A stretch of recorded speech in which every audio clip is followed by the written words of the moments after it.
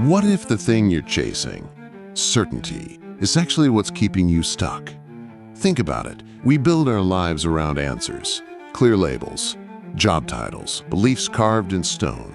We crave stability like it's oxygen. But here's the truth most people won't say out loud. Certainty is a cage.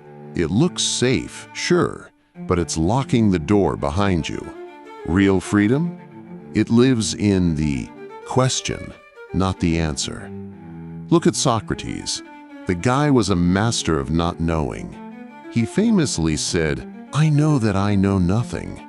That wasn't self-deprecation, it was power. A radical kind of power that let him stay fluid, open, alive.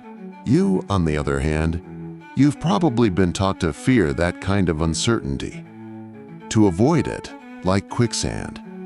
But what if that fear is exactly what's keeping you small? You cling to the known because it's comfortable, even when it's killing your growth.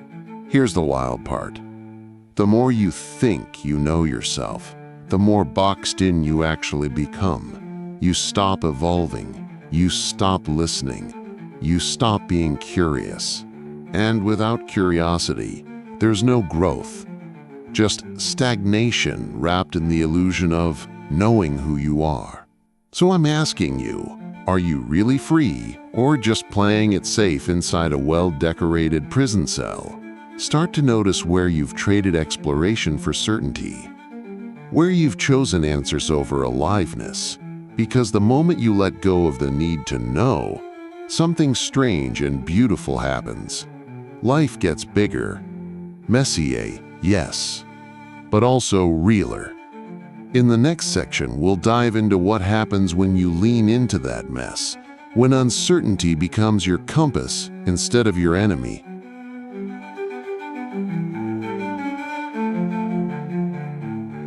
Society demands you be sure or silent.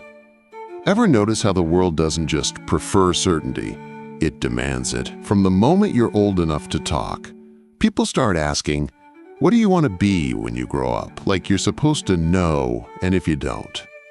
If you hesitate or change your mind, you're seen as lost, confused, maybe even weak. That pressure doesn't go away, it just gets louder. Pick a major, pick a side, pick a lane, be sure, or shut up. Our culture has no patience for ambiguity. It treats not knowing like a virus. Schools reward the kids who raise their hands fast, not the ones who sit with the question. Social media? Even worse. You're expected to have bold, unshakable opinions on complex issues in 280 characters or less. Nuance doesn't trend. Doubt doesn't get likes. But here's the thing. We pretend that certainty is confidence, when most of the time it's just fear wearing a mask. Fear of being wrong. Fear of being judged. Fear of standing still while everyone else seems to be sprinting. So we perform. We fake it. We choose clarity over honesty. But that comes at a cost. Your inner voice gets quieter, and eventually it disappears. In the next part, we'll talk about what it takes to unlearn that noise. To reclaim the space where silence doesn't mean failure, it means you're finally listening.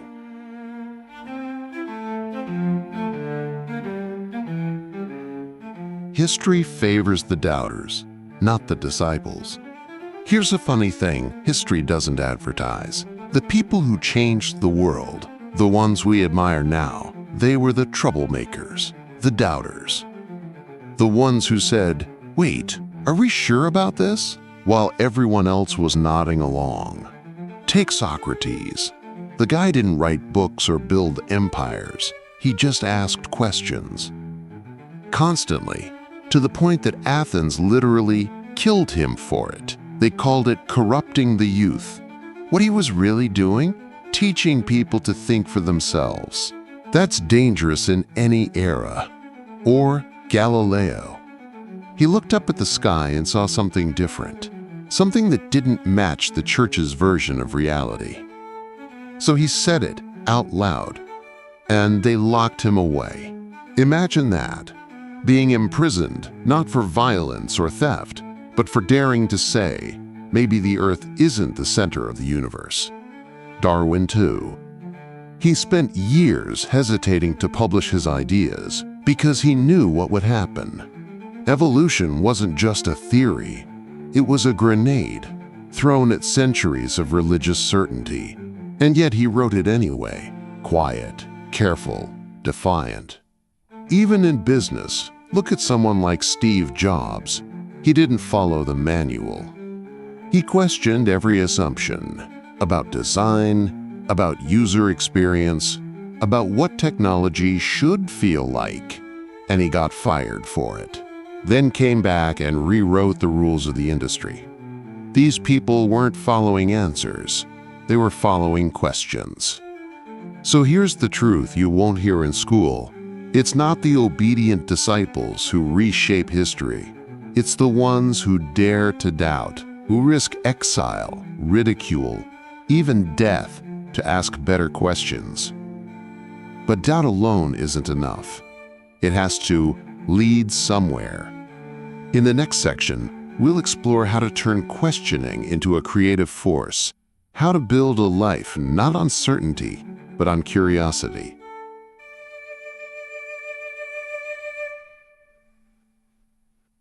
Nietzsche, doubt as strength, not weakness. Let's talk about Nietzsche, one of the most misunderstood minds in philosophy. People hear will to power and think it's about control or domination. But that's not it. Not really. Nietzsche's will to power isn't about ruling over others. It's about overcoming yourself. About growing beyond who you were yesterday and refusing to stay small just because it's safe. See, Nietzsche wasn't interested in comfort.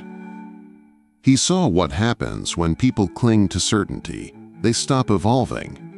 They choose easy answers over difficult truths. That's what he called slave morality, a mindset that worships safety, obedience, and stability. It's the morality of the herd.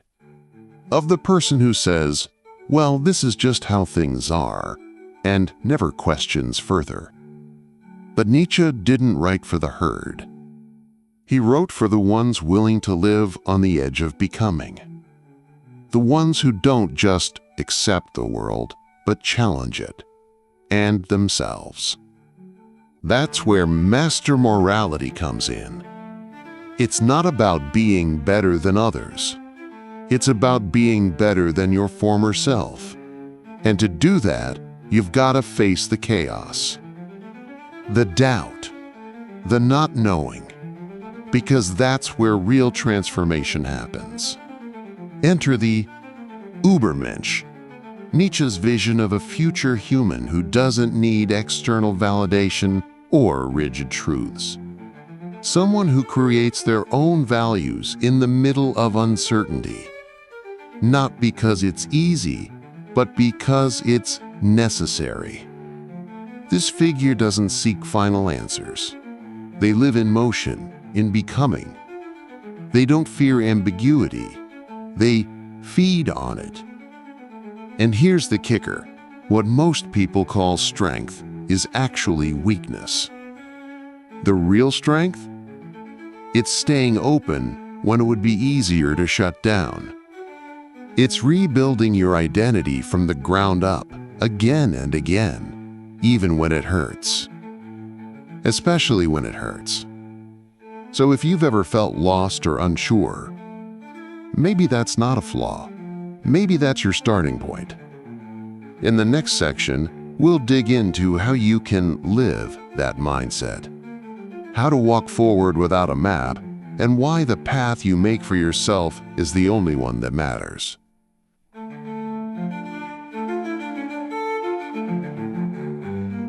What if everything you know is a lie? What if everything you believe about success, about right and wrong, even about who you are, isn't actually yours? What if it's just a script you inherited? handed down by parents, teachers, media, culture. You didn't choose these beliefs. You absorbed them, like background noise that never turns off. Think about it. That voice in your head that tells you what a real job looks like. Where did that come from? The idea that being busy means being successful? That you have to find yourself like you're some lost object? Whose voice is that? Yours? Or just echoes? The truth is, most people are living someone else's certainty, following a path they didn't draw, checking boxes on a life they never designed. They say this is just how it is without ever asking who made the rules or why. But here's the uncomfortable part. It feels easier that way. Certainty is seductive. It keeps you safe, accepted, predictable, but it also keeps you small. So I'm asking you, are you living your truth? Or are you just repeating a story that was handed to you? When's the last time you questioned your deepest assumptions? About love, about power, about what really matters. This isn't about throwing everything away. It's about looking closer, digging underneath what you know to find what you actually believe. Because once you start doing that, the ground might shake. But that's the only way to build something real. In the next section, we'll talk about what it means to stop performing certainty and start living in integrity, even when the world doesn't understand it.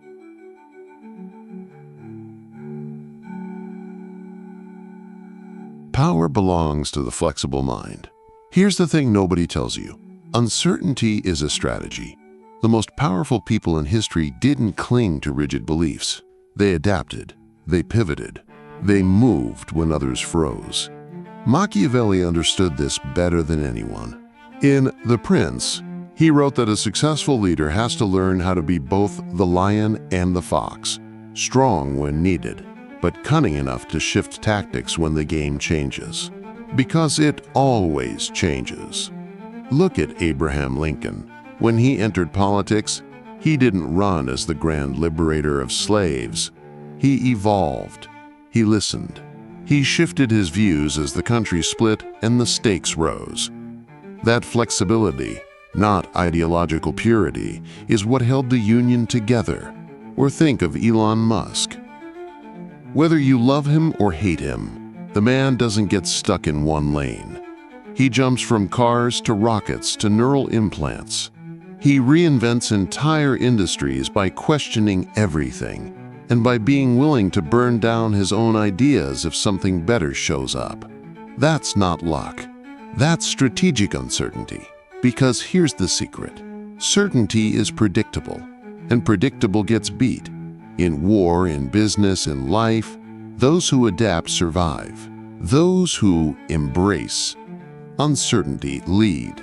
So while everyone else is trying to look confident, trying to sell you their certainty, the real power lies with the person who can stay flexible in the chaos.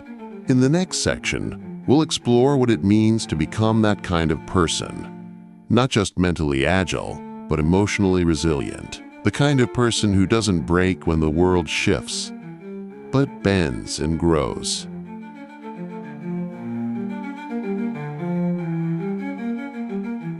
Reclaim the chaos within you.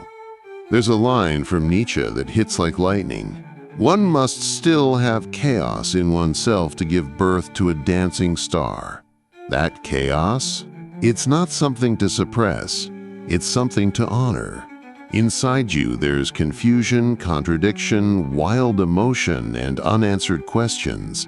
And that's not a flaw. That's fuel. The world teaches you to flatten yourself, to clean up the mess, tuck in the rough edges, and only show the parts that make sense. But creativity, power, wholeness, they come from the places you've been taught to hide. Carl Jung called it the shadow. The pieces of you that don't fit your public mask. The parts you reject, deny, or fear. But if you never turn and face that shadow, you stay fragmented, stuck, caged by your own avoidance. Real strength isn't about being polished. It's about having the guts to sit in your own chaos and not flinch. That's where the magic happens. That's where the dancing star is born. So stop trying to kill the chaos inside you. Reclaim it, because that uncertainty, that tension, that inner storm, it's not your weakness, it's your raw material. Your creative fire in the final section will bring this all together and explore what it looks like to live a life that's not ruled by certainty, but ignited by curiosity, courage, and your own evolving truth.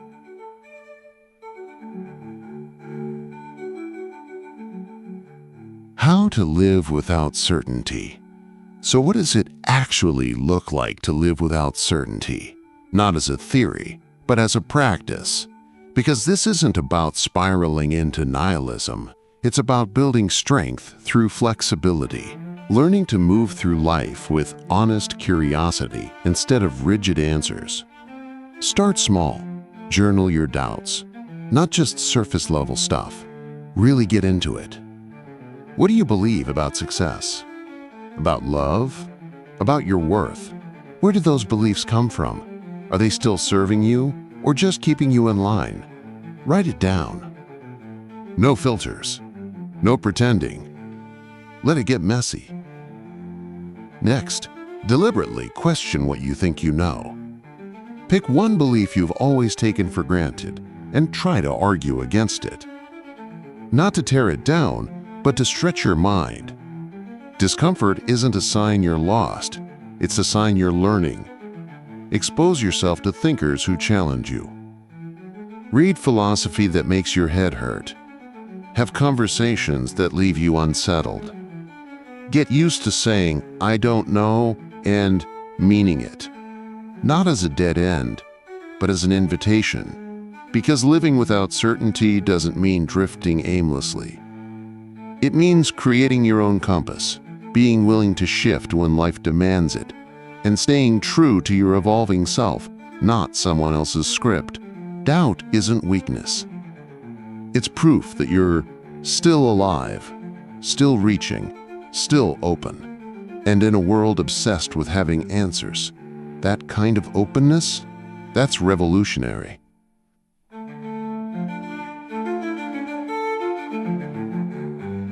Freedom isn't given, it's chosen. Freedom isn't something you're handed. It's not a right stamped on paper or a list of choices approved by society. Real freedom, the kind that changes you, is something you choose, and it's not comfortable. Nietzsche knew this. He didn't talk about freedom as safety or privilege. For him, it was about becoming, choosing again and again to evolve, to tear off the labels, the borrowed truths, the fake certainty, and build something of your own. Most people don't want that kind of freedom. It's too raw, too unstable. They want the illusion of freedom, a few options in a pre-made system, a mask that fits well enough. But that's not freedom. That's a cage with a nicer view. To be truly free, you have to be brave enough to face uncertainty. To say, "I don't know who I am yet, but I'm willing to find out." Not once, but over and over. That's where becoming begins. That's where strength is forged. Because only the uncertain, the ones who dare to challenge everything, can live without chains. So the question isn't, are you free? The real question is, are you choosing to be?